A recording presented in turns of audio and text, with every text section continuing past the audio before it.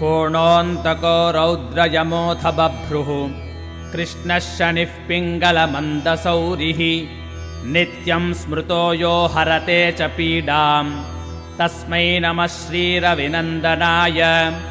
सुरासुराः किं पुरुषो रगेन्द्रा गन्धर्वविद्याधरपन्नगाश्च पीड्यन्ति सर्वे विषमस्थितेन तस्मै नमः श्रीरविनन्दनाय।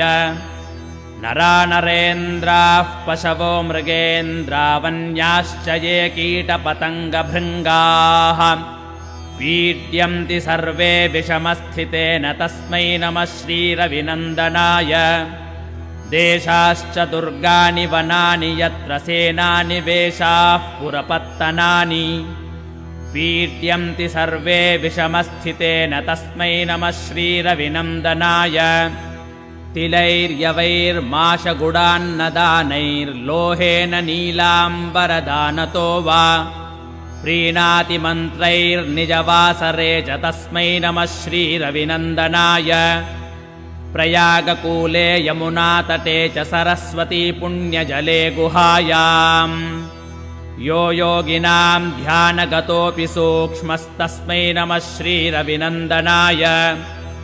अन्यप्रदेशात् स्वगृहं प्रविष्टस्तदीयवारे स नरः सुखी स्यात् गृहाद्गतो यो न पुनः प्रयाति तस्मै नमः श्रीरविनन्दनाय।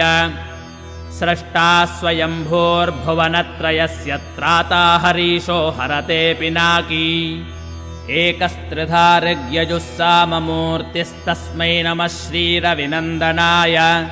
शन्यष्टकं यः प्रयतः प्रभाते नित्यं सुपुत्रैः पशुबान्धवैश्च पठेत्तु सौख्यं भुवि भोगयुक्तः प्राप्नोति निर्वाणपदं तदन्ते।